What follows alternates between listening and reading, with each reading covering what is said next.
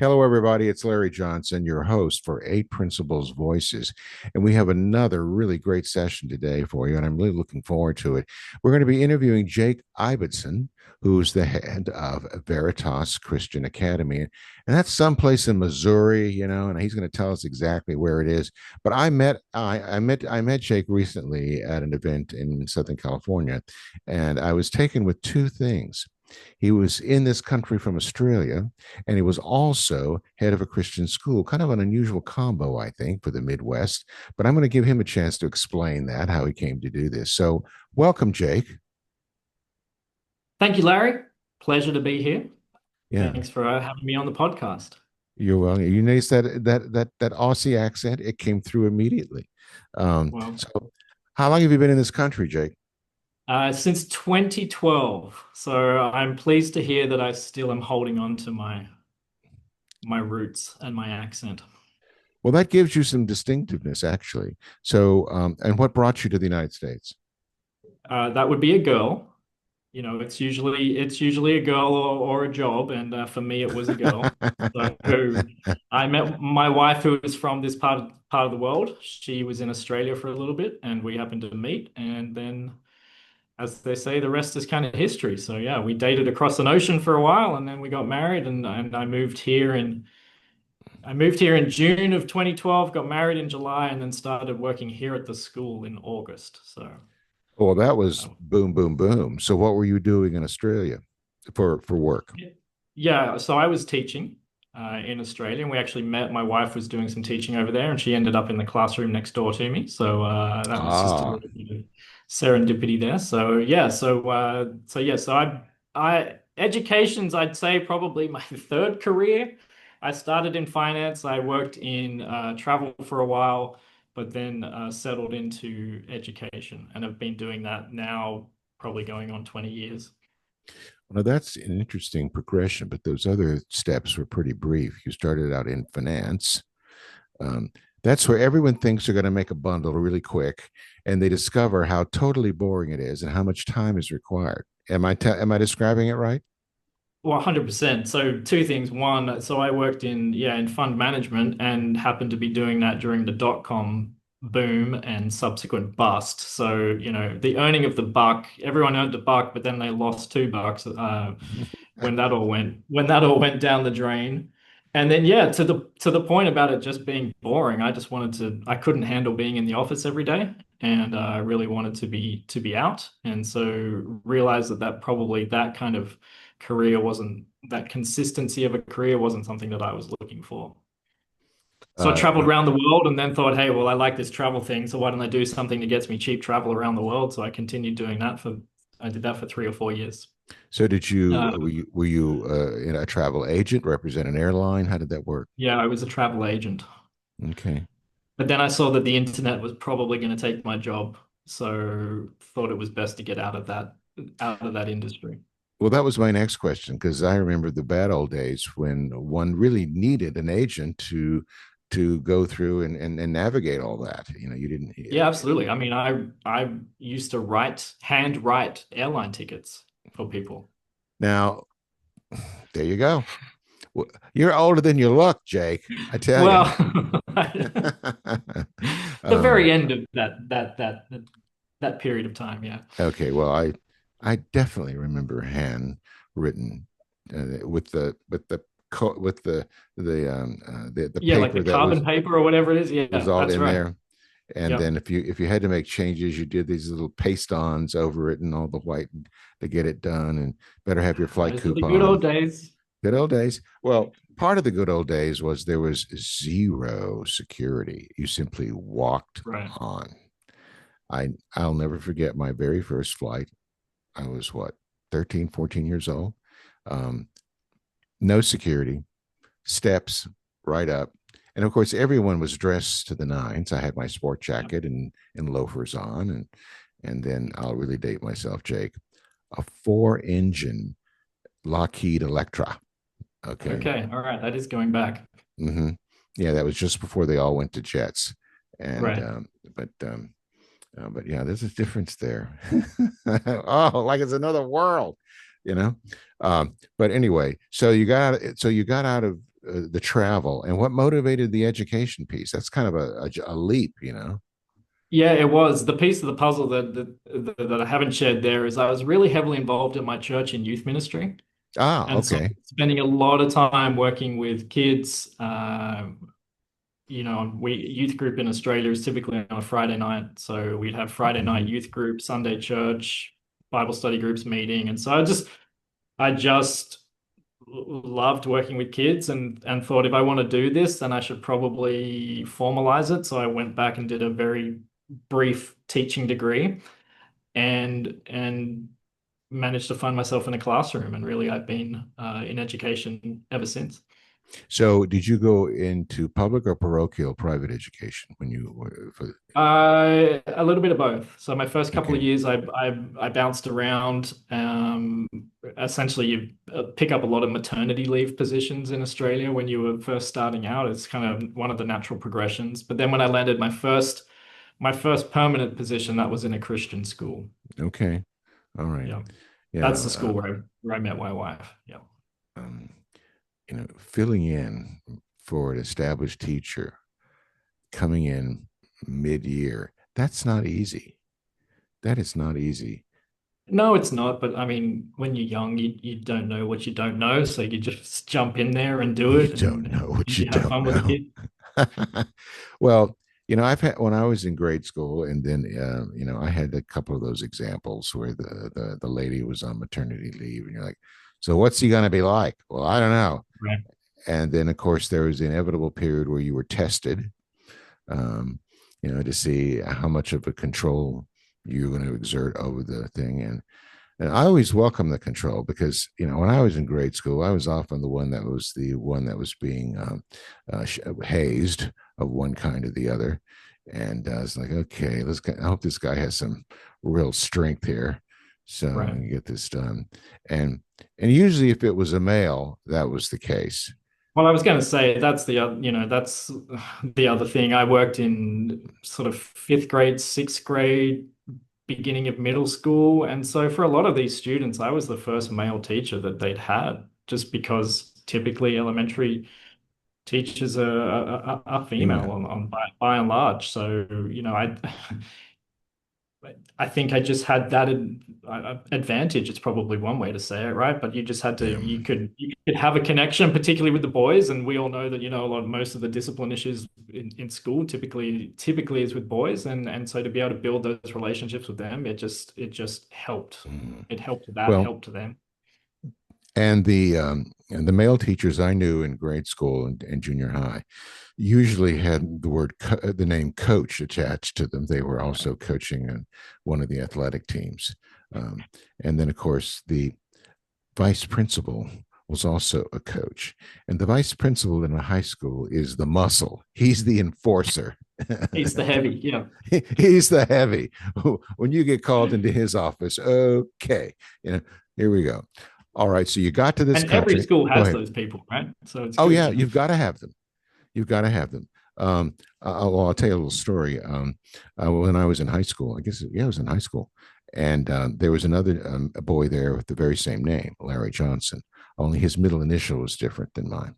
Well, my father was friends with the vice principal there at the high school. They knew each other, and he was a coach.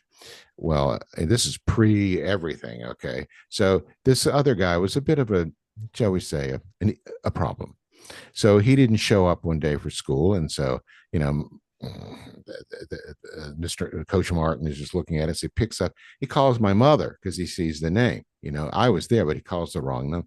Well, and she's talking to my mother, and she said, yeah, he's in school. I, I, I put him out this morning, and blah blah blah. Then it became, oh, oh, oh, this is Max's son. Yes. Oh, I've got the wrong person, the Mrs. wrong Johnson. Larry. The wrong Larry. Thank you very much. I apologize. So she told me that, like, no, no, he's in school. I know he's in school, because apparently this young man was a chronic truant, and he was always pushing the limits. But yeah, I remember that. Yeah. And well, Coach Martin called me today. You were in school. Well, yes, yes, yes. He was. I was in school. I was in school. So anyway, so you got back to Missouri, the stomping ground of your wife, the home stomping ground of your wife, and how did you come to work at Veritas? Yeah, that's a good question. It's kind of funny. I don't even really know the answer to that question. They didn't even interview me for a job. They just gave me a job. I think just on my wife's recommendation, which, I think that says a lot about my wife, or maybe that says a little bit about our HR policies here at the school back in the day. But yeah, Probably a little of both. a little bit probably a little both.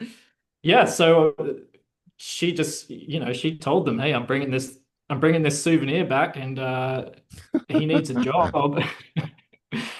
Do we have one going?" And so there was a position in the middle school here to teach boys Bible and to teach pre-algebra. And so I was, for me in the classroom, those are two of the classes that I just would love to have taught. So it was just a huge win and just a great position to step into. And so yeah, they just let me run wild in the classroom for those first few Okay. years. So So you started on the faculty, but now you're head, yeah, and that's correct.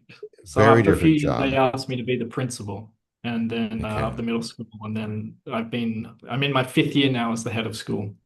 And this is a K through 12 school. Yeah, actually early ed. So we have 3-year-olds all the way Okay. through 12th All right. grade. Yeah, Okay. about Uh, 700 students top to bottom. So okay. you would classify us as a larger school, but I would say we're on the smaller end of the larger schools. Okay. All right. A very different job than being on the faculty. Tell me about your adjustment becoming an administrator. Yeah, I mean, look, I think I mentioned before, you don't know what you don't know, right? And I think that's when you step into obviously the principal role is that one step removed, but when you're really getting into this head of school, and so it's much more about the strategic leadership, it's about those key decision making, it's about setting vision. That was just it's I mean, really, it's just a baptism by fire, and I think for us, we were also in I wouldn't say crisis, but we're in a situation where we had a little bit of a leadership vacuum, and I needed to step into that, and felt called to step into that position. And but there's just so many things, and I think the thing that always in those early days, particularly, is you never realize just how many people want or are reliant on your decision making, your opinion, your approval.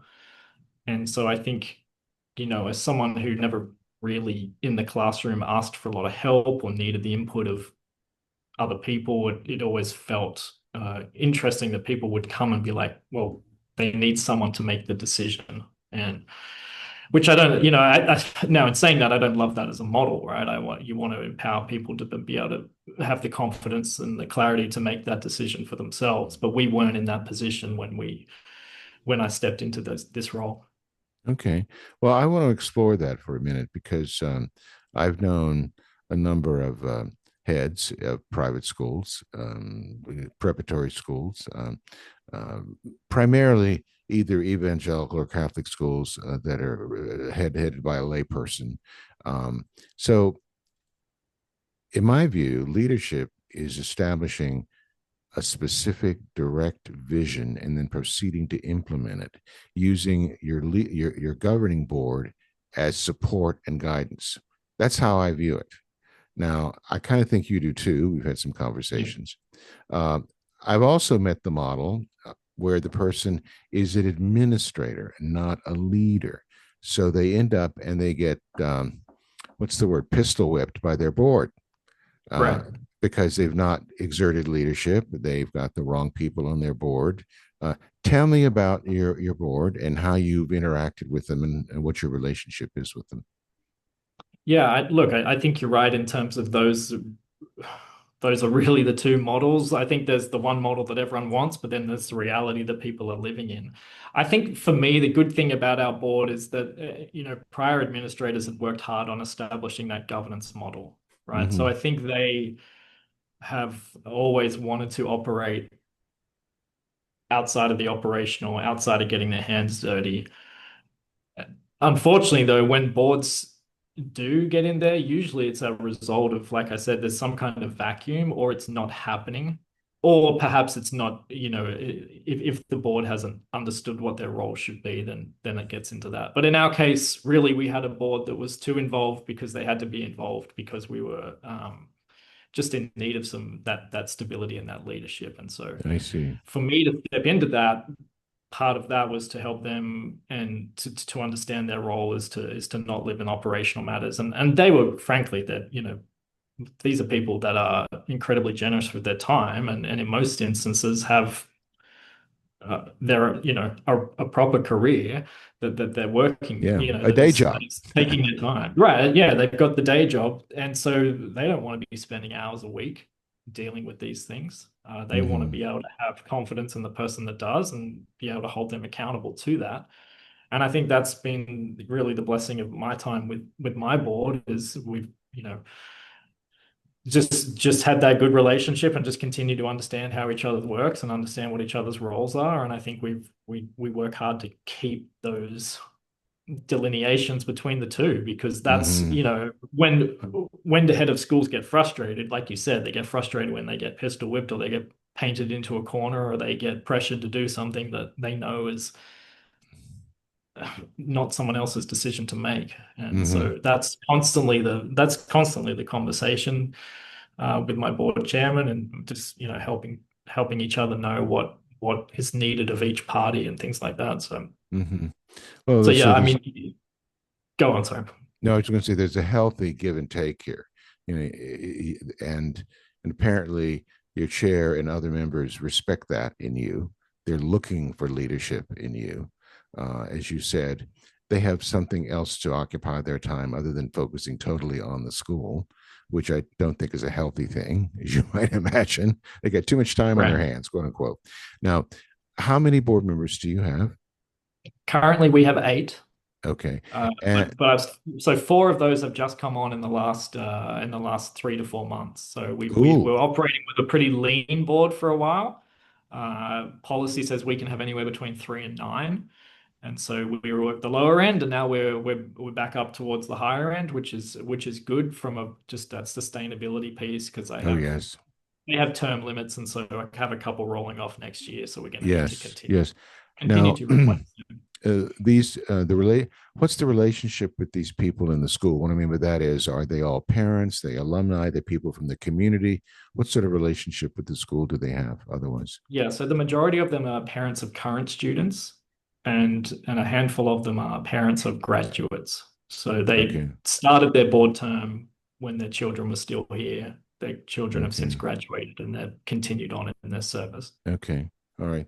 So, And and that's this is typically been our that's typically been who our board has attracted. okay. Well, and that's a lot of private prep schools. I mean, that's unless you get into Right. the really top tiers, and that's a different. You get some alumni, and you get others. Here's the question I want you to ask. I want you to answer for me, and it's an honest question. Parents, current parents, parents of current students, by their very nature, are focused on their children. Well, they should be. If they're not, they're being not being good parents. Okay, how do you get those parents to balance that desire to focus on their children with the longer term vision of the school? How do you do that? I mean, the answer is consistently, right? Because I think we all have that battle within us. And Mm-hmm. a board, certainly a governance board, should be living in the future. They should Mm-hmm. be, we talk often about that the primary client of the board, and I'm borrowing some of this from Simon Jenner's Christian School Management, is this idea that the primary client of the board is the generation not yet born. Now, that's very hard to say to an individual who has a child of this Yes, generation who's currently in the already in school. the seventh grade. Hello, hello. Right. Yeah. But again, I think it I just I comes back love to, that. Can you say that again? What you said about the client of the school is, yeah. So the primary client of the board is the generation yet born. So that and they're where's really living. and where you said that you quoted someone? Where was this from? Simon Jennis, Christian Schools Management is Is that the organization. Is that J or G in Janice? Jeynes. All right. Well, I And have he to has an look that English up. accent, so I can understand everything he's saying. So Well, of course you can. definitely good. Right? And he probably has quite a female following too. Ladies love the English accent. I I had a can't P, speak to that. well, I had a PR person say to me that oh, actually, I used an English voice once, a professional voice for some work I was doing, and he said, "Well, yeah, my American agent tells me that I always have 10 points added to my IQ, because of the way I speak." And he said, "Yeah, and the ladies really love me because he was very married, small kids, but yeah. And well, I'll tell you, I won't tell you the names, but at one point I had this young man working for me who very good looking, blonde, Troy Donahue type, this kind of thing. His picture on the website, and this English voice was doing my telephone routing and everything for me. Beautiful voice. We would have ladies call the office and ask if this was the person that's on the recording. I'm serious. The looks and of course the person in the recording like, don't get any big ideas, Marcus. Just forget that. Yeah, just knock it off. You don't fit the bill. You got the looks, but not you open your mouth and that's it. Sorry. But, but yeah, there was this sort of confluence of perception. So okay, so this is a day school, right? Yeah. Okay. Any thought of ever wanting to be a boarding school?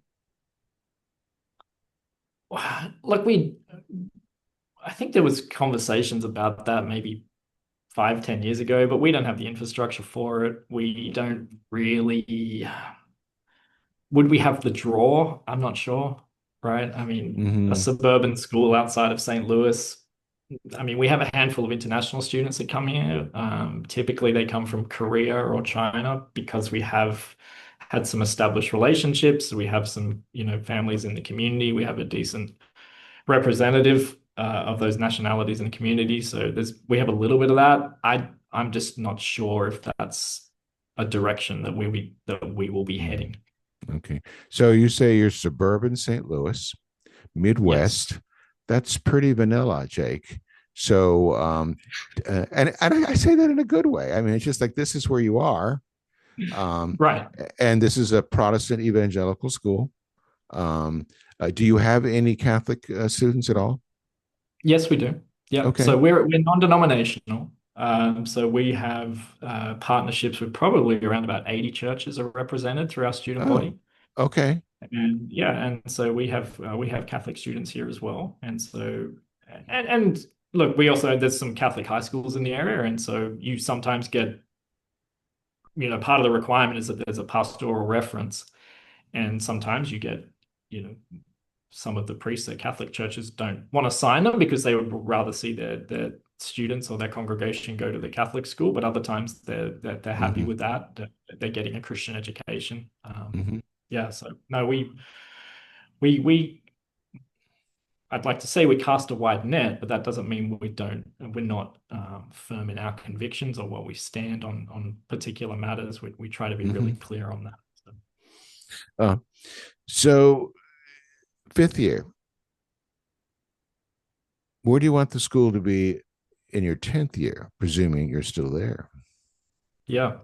No, it's a great question, and it's something I've been thinking about a lot, and partly because I think even next week, maybe even this week, is going out to our parents. I'm launching our next 5-year strategic plan. So we've just Yeah. sort of come off the back of one, and we're launching the next, and so I think a lot about, hey, where do we want to be? Because I think a lot Mm-hmm. about, well, where were we 5 years ago when we started? And it's just by God's grace that we are the school that we are. We're 200 students, 150, 200 students more than where we were 5 years ago. We're in much more position of stability and strength. We have a clear brand, all of these things that we didn't have 5 years ago. And so I look at that and I go, wow, what a launching pad we have for the future. Yeah. And really the two words that come back to me as I think about the future of our school and where I want us to be, the two words are dynamic and distinct. And I mean, I'll start with distinct because when I say distinct, I really mean distinctly Christian. In that we're not just a school that has Christian as our middle name, but that everything we do is a reflection of what it is we believe about what's true about the world. I Hmm. mean, we just renamed our school to Veritas because we value this idea of truth so much, and we think that that's at the core of what education is, and that that truth is informed ultimately by a person in Christ. And so we want to be known as the distinct Christian school, not just one in name only. And then dynamic in the sense that I think one of the criticisms of education is that sometimes we're slow moving. We don't change quickly, and we perhaps don't change well for what the culture is requiring of us. And I want us just as a school to be continuing to look to find ways that we can change for the better, and and not just change for the sake of change, Hmm. but change because what is ultimately best for students. We say here we want to try and do two things really well at Veritas. We want to be Christ-centered, so everything we do Yeah. revolves around what we believe. And the second thing is we want to be student-focused. And we're not saying we want to be student-centered, but student-focused. We're centered on Christ, but we're focused on kids. And I mean that in the sense of like sometimes schools, and I think we're guilty of this, is that we make decisions that are best for adults and we don't really think about what's best for kids. Hmm. That's And true. that can be in a whole range of things, even in just how you set the day up, how you set the year up. Is what we're doing best for kids? And those are the sort of the dynamic things where I'm like, hey, I don't want to just keep doing things the way we've always done them because that's the status quo. I want to do things that are absolutely what's best to help kids navigate and Hmm. grow in the culture that we're called to be in and that we're a part of. As vanilla as suburban St. Louis may be, there's still a tremendous calling there in terms of and a challenge there in terms of the culture that these kids live in and that they're going to grow up into. So we just want to help prepare them as best we can. So distinctive, and then the other one was Dynamic. dynamic. So tell me what that means to you. Yeah, I mean, to me, that dynamic is really just the idea of looking at the things we do and being not being afraid to make changes if it's the best Hmm. thing for us as a school. And again, the lens we look through for us as a school is, okay, well, is this the most Christian thing? Is this what is, is this consistent with our message? Is this Hmm. consistent with what we're saying? And then is this the most kind thing we can do for the kids who are here every day? Is this the best way to prepare them? I want us to be okay with change. And I know that that's a beast, and heck, we've had a lot of change in the last 5 years. Ooh, And so I think yes. people can get, people can get a little weary of the constant change. But Mhm. but again, if we're making changes for the right reason, then I think we should pursue those. So you're looking at a school that will be larger, the same size, smaller. Where do you think you're headed in terms of enrollment?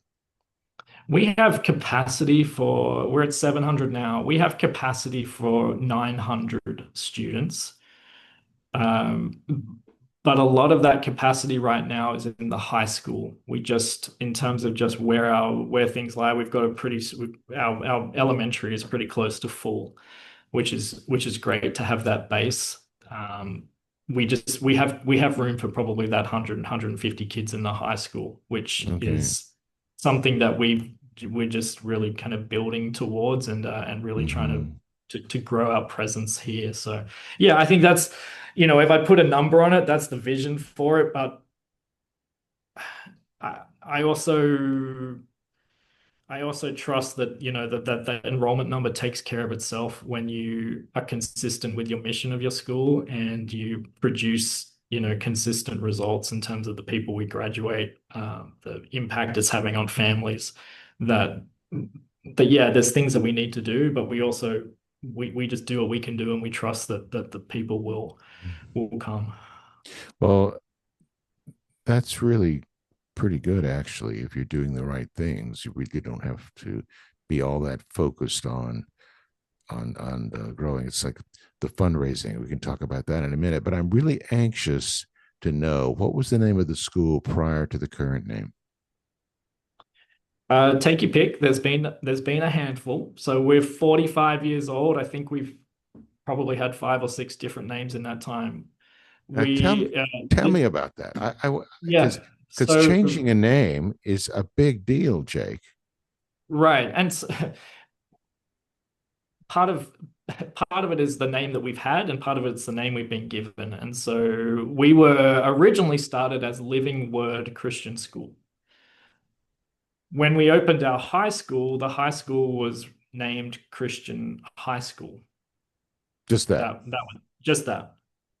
About probably 6 or 7 years ago, we rebranded the whole school as Christian School District. And then within Oh, Christian School that's District, that's really exciting, Jake. I just get I all mean, ups. I I'm get telling you, wow. I look, I don't want to disparage the work that was done because I think there was a period in time where we needed to consolidate our school, where we needed to bring some unity there. Mm-hmm. But as that name played out internally, it wasn't being picked up and used.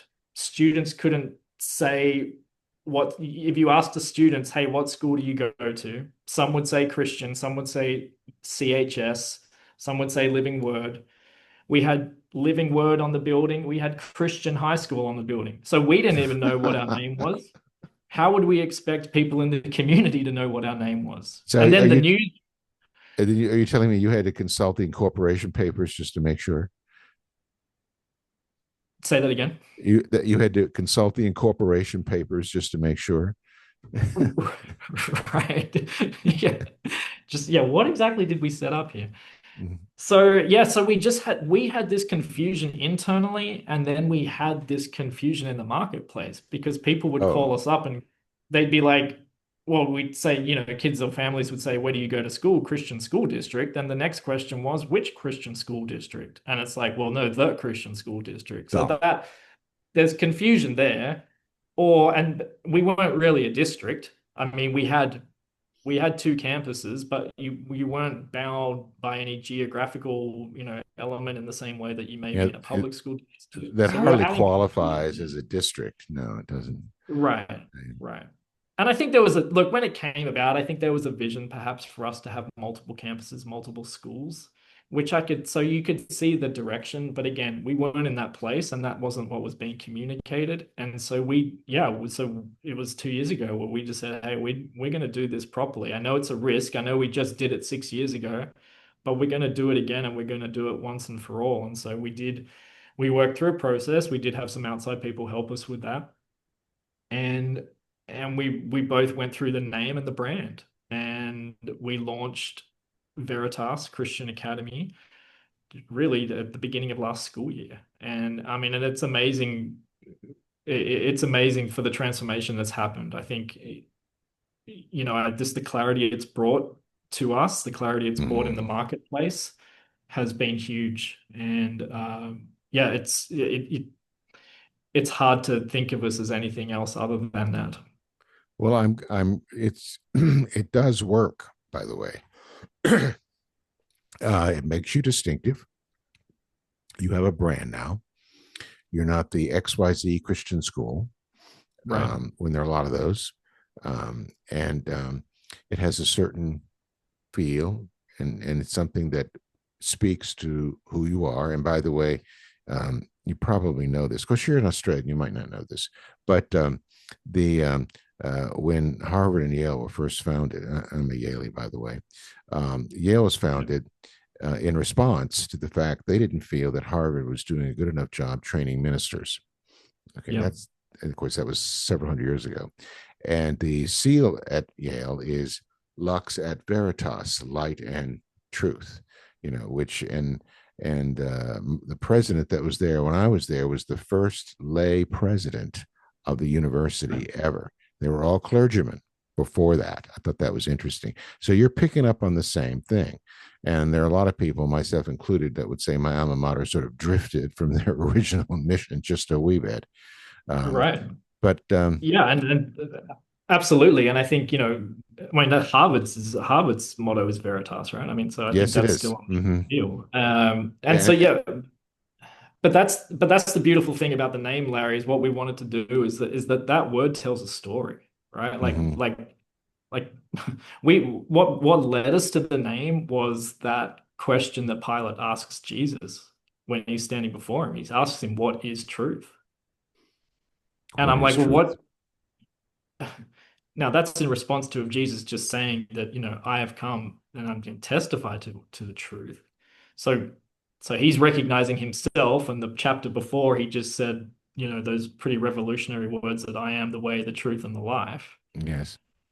But when we thought about that in an educational point of view, it's like, what is education at its core? But drawing, the word again, if we want to keep up the Latin lesson, that word education or educere is this drawing out of ignorance, right? And what Mm-hmm. do? You draw people out of what they don't know to what they know of, from ignorance to understanding, from So falsehood to truth. And we just thought, I mean, what you can't tell a better story of what we want to try and do here every day other than teach kids what is true. And then what do you do with that truth? And how do you defend it and embrace it and live it out in your life? So not only was that name necessary from that clarity point of view, but there's that compelling nature to it as well of like, hey, let's even just tell the story about what happens here every day through our very name. So yeah, it's been great for us. mm, We've really loved it. learning to live with the truth, learning to live in truth. Um, and I like that. I don't know of any other Christian school of any kind that has Veritas in its name. Maybe you do, but it's the first one I'd seen Yeah, I like think that. I think when we did our market research, there's about 14 or 15 across the country. So Oh, okay. a lot of them attached to the classical school movement, Yes, I could see which that. is understandable. But Mm-hmm. yeah, so certainly none around us. That was the closest one is somewhere in Kansas to us. So we're pretty good there. All right. Now, do you have you teach Latin at your school? No, we don't. Oh, now see there, you're missing out, Jake. You know, um, We just honestly, it's a struggle. It was a struggle to get the teacher to teach it. We have one of our lovely long-serving staff here had taught Latin, but stepped out of that role into other responsibilities, and okay, it hasn't been something that we've backfilled, to be honest. okay. Well, it is a dead language, but it's still a very important language. Yeah, It's well, it's the root language of all the Romance languages. right. So of which English is not one. Um, so anyway, so okay, so let's talk about what the English say is controversy. What sort of controversies have you managed to extract the school from in the last 2 years? What's come up that you've had to handle and you've done it pretty well? Because I have a feeling whatever has come up, you've handled it well. I feel like I'm going to have PTSD if we go down this road too much. I think the name, the rename was a big part of that, because again, you can't underestimate the 45 years of history Oh and no. what the brand means to people, and what it still means to alumni who graduated from Christian high school as opposed to graduating Mm-hmm. from Veritas. Oh, So I alumni think there was a especially. lot. Yeah, so there was a lot in that world that we had to navigate. One of the part of the rebranding that we actually have just done this year is to implement a uniform as opposed to a more casual dress code that we previously did. And so again, it's change, and some people love those changes and some people don't. And just trying to navigate through those, listen to people, respond to them I think that's probably just been the single biggest challenge that I've worked through. Whether I've done it well or not, maybe I'm not the Mm-hmm. one to assess that, but I have tried to be clear on why we make the decisions we make, why it was necessary to change the name, why we felt it was appropriate to move to a more of a uniform based approach, and be clear with that, and be as kind and as generous as we can, and then move forward in what we believe is the right thing to do. So, Well, I can tell you from my own experience, my children were in Christian schools for a good bit of their career. And a couple of stories. I was the vice president at Houghton College for a while, and they have a prep school there, Houghton Academy. It's on the campus. It is a boarding and day school. All right. right. And and we weren't real happy. My daughter was getting it was middle school, and we weren't real happy with the public school option. We thought that the social climate was not positive. Let's just put it that way. And Hmm. I wanted her to go to Houghton Academy. Oh, I was getting all kinds of pushback.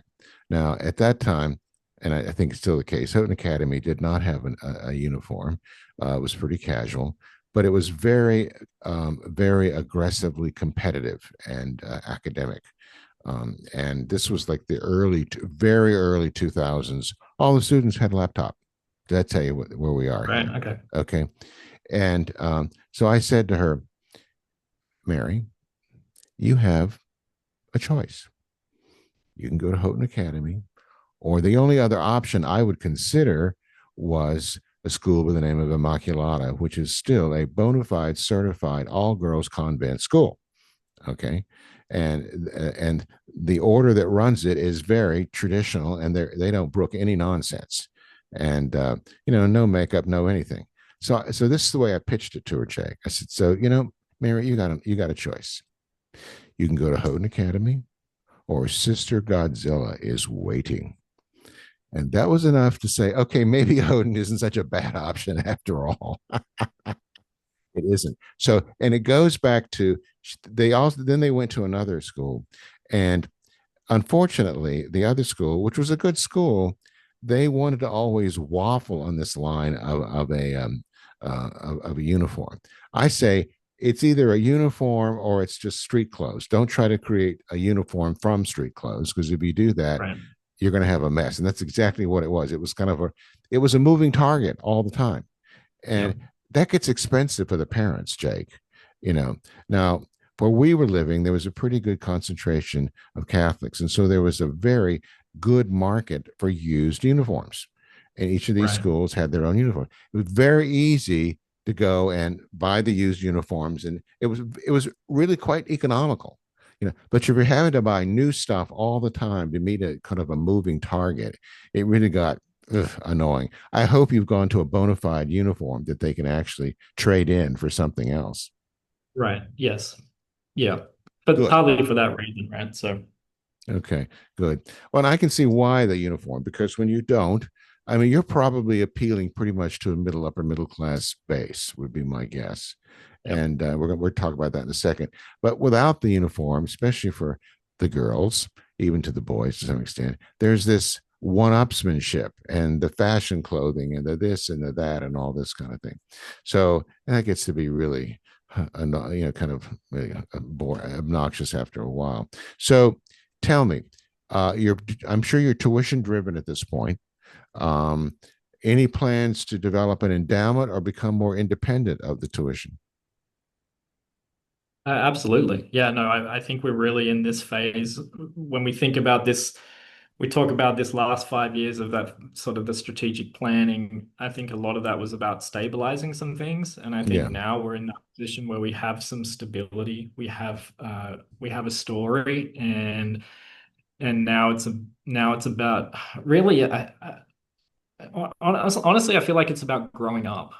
My CFO has talked about, there's been a lot of times that we've operated like a startup company, which Mhm. you just, in terms of you make decisions quickly, you don't have a lot of good process and policies in place, and you just continue to try and really survive until you get that grounding or that market share or whatever it is, right?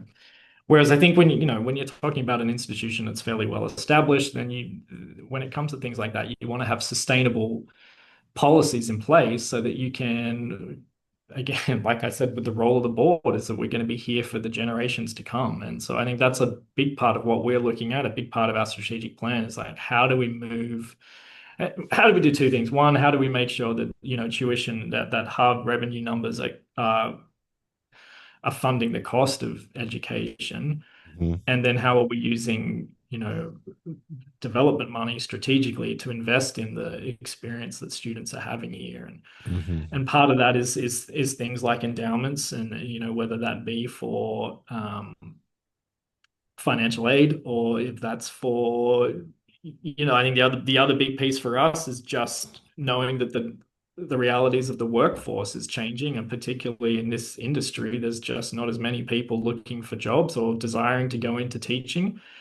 And so the market's going to determine some certain things there. And so, if there's Hmm. ways that you can support that, and you can be in a position to to offer things for teachers to improve their total compensation. I think those are probably the two biggest areas where I'd like to build a more robust uh, financial outlook for us, that we can meet both of those needs. As Well, as it gets harder for people to access things like Christian schools, even if you are talking about a middle class, middle upper class. I mean, you don't need me to tell you about just increases in the cost of living and things, and how that's squeezing, and what people then have to choose is, where they want to spend their money. So that side of it, but then also just the reality of that, there's less people wanting these roles, and we're going to have to make sure that we care for them and compensate them well. having an endowment that would give you the basis for market-based compensation of your staff um, would, I would think, would solve a big problem for you, because then you would never have to worry really about losing a faculty member to the public system, because Right. they were a market based salary. You could offer, in fact, you could actually offer things that the public district could not or would not offer, and that is more character based fringes, things that you could offer them as well. But that does take an endowment to provide those salary lines. Um, can I offer you a little free advice here for a second? I love Uh, it, because I think that's one of the biggest things is like I think we have the best of intentions, but we don't always know, well, what does that if look that like? How do you if that's your long term goal, it starts with acquiring a bigger constituent footprint. And the easiest way to do that, or the most effective way to do that, I don't know if I'm about easy, is to begin to look at the composition of your governing board and use Right. that as a springboard for getting people outside your immediate circle involved in your mission. I like to say that, and from a fundraising point of view, a development point of view, you need to have at least one board member who is representative of each of the major constituencies that you're going to draw financial support from.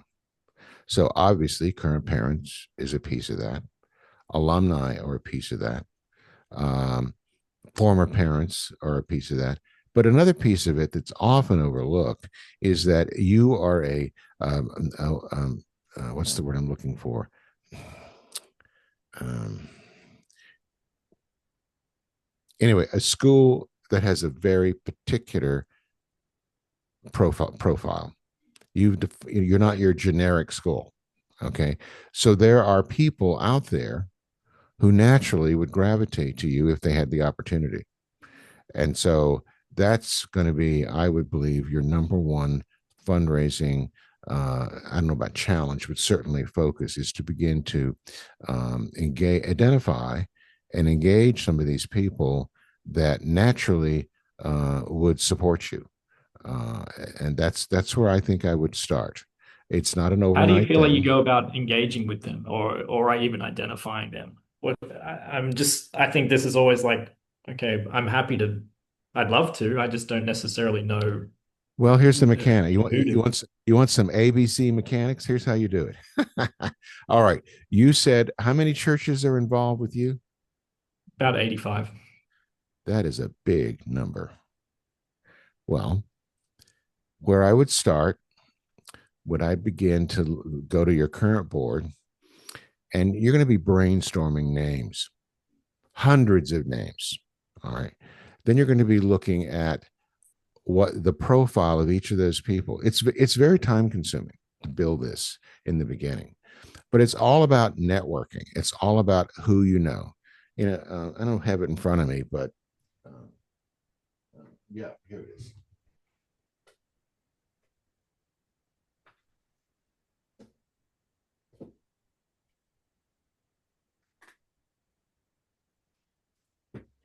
Two books I suggest you read with similar things. This one, 10x is easier than 2x. And this one, who, not how. Okay. All right. Now, this one, the thesis is quite simple. If you want to make a significant leap, you don't do it by nibbling around the edges. You don't keep doing the same things you've been doing, only faster, better, harder. Okay. You take a real serious look at your model and how that could change. Okay. And that gets really, really scary sometimes with some people. All right.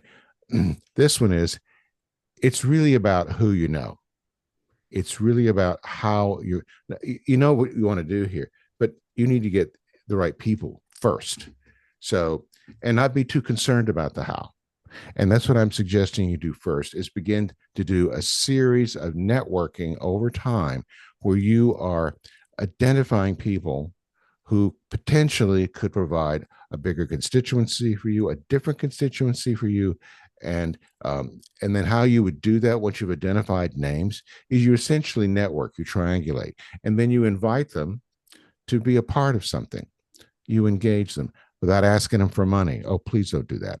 That comes much later. By the way, fundraising isn't about money. I'll just let you know that it's not about money. But you give them, you reach out to them and get to know them, and you show them, and you find out what they're about. You know, Jake, if I were doing this with you, one thing I would ask you at some point would be, so Jake, what is it you want to accomplish? Now, and we're not talking about in your career, in life, what's important to you? You know, and that would be an open-ended question. And when you start doing that with people, you might be really surprised the answers you will get from unexpected people. So then what I would encourage you to do, we know your mission, we know your covenant school, but don't just limit yourself to the usual suspects, if you know what I Right. mean. Okay. You've seen the film what's it what's the name of the film? Oh, the one with Ingrid Bergman and Humphrey Bogart, and there's Lisbon. They're in Lisbon, and the name of the film is, anyway. They're stuck in this during World War II, and at one point, the prefect of police says, "We'll round up the usual suspects. I mean, we're just going to bring them in, and we'll go through the motion." Essentially, is what we're saying. I can't think of the name. Well, it's a great film too. Anyway, I'll think of it. If you said Ingrid Bergman, I'm sorry, it's probably not my generation, Larry. Well, of course, it's not mine either. All right, but it's a timeless film. I love timeless cinema. All right, um, but but and but the prefect police say, "Oh, round up the usual suspects." That's become a classic line now. Okay, don't just go to the usual suspects. You have to reach beyond that, because there are, Right. by the way, there are plenty of people who would share your mission, but for a reason that might really surprise you. Okay. And I'm just going to think about that. Somebody that would not be in your orbit necessarily, but if approached appropriately, could really be someone that could want to help you. Now, the risk there, when I say the risk, is you bring someone like that on the board, they have their own ideas. And so you have to have a good, cohesive, strong leader, because someone who comes on the board with different ideas can scare the hell out of people. All right, they really can. And so you have to be very, what's the word, mature and willing to engage, as you said. But that you're kind of on that precipice right now. But I can tell you, there's an almost unlimited supply of money that's available to philanthropy. Truly, there's only a limited number of people who will support you. So it's all about this, okay, and not spoiling those relationships early on by being either not listening or being parochial to the point where it shuts people out. Um, let's look at the example of Jesus, perfect example, and he always just took people where he found them. always. That got him into trouble more times than more than not, too, because he didn't prejudge people. He let them, well, you know, he was always who he was, but he took people where they were and he gave them an opportunity. You would like something better? Here, let me show you what it is, you know? And unlike the religious authorities of the day who are always trying to put litmus tests on everyone, you know, have you seen the series, any of the series, the Chosen? Yep. Well, you may remember in the second season, Jesus is having a Shabbat dinner with Mary Magdalene and with Matthew. I think there was one of the disciple there. And someone knocks on the door and he goes to the door and there are two Pharisees standing there. Well, right away, the Pharisees scan the room and they're going, how do we extract ourselves from this? What do we do here? Well, Jesus knew what was going on. He steps up and says, come on in. Just come on in and join us, being very hospitable. Well, that sent him over the top, Jake. I mean, you could see them just sort of physically backing up a little bit. If we get any closer, we might catch it. All right. Right. And he knew what he was doing, you know, putting them on notice, you know. You can't put these barriers between people. And that's what I encourage you to do. And you can do that without abandoning who you are. Right. See, Jesus was superb at that. He never abandoned who he was. Okay. But he gave, and another film, which you've probably not seen, is Chariots of Fire. Okay. Oh, And I that's, love it. oh, I love it. I love it. I love it. Well, there's a scene where they have, Eric Little before the Olympic Committee. All right. And at one point, Eric's just being really strict and unbreakable, and I'm not going to give, and blah, blah, blah. Well, and so Lord Birkenhead comes up to him and says, let's just hope your principles give you room to maneuver. Like, just don't back yourself into a corner because then everybody will lose. All right. Well, they found their way out of it. Okay, is what they did. And see, that's what I'm suggesting. You know, sometimes you have to have room to maneuver to engage people. And one more bit of advice, and I'll shut up. Everyone has a pearl of great price. Are you familiar with the parable? Mm-hmm. Jesus says that the kingdom of heaven is like the pearl of great price. When you find it, you will sell everything to acquire it. And yet it's not a material thing. So that we all have a pearl of great price, and it differs. You know, it's different. So that's your job, or the board is finding out what this individual's pearl of great price is. Because if you can identify that and it somehow matches what you're looking for, you see, oh, bingo. And then of course you have to have the fundraising program behind it to kind of move everybody in the right direction. But that's what you're looking for. That you would start with enlarging the makeup and the influence of your board. That's where it has to. That's where it starts, because that's where the engine is that goes outward. Okay, hope that helped. Good advice. Okay, well, I've seen it And you happen. also gave me, every time I talk to you, Larry, you end up giving me books to read. I mean, I just got this one in the mail. I haven't had a chance to read, There you go. All right. Okay. but it's in. Now I have two more for you. Right?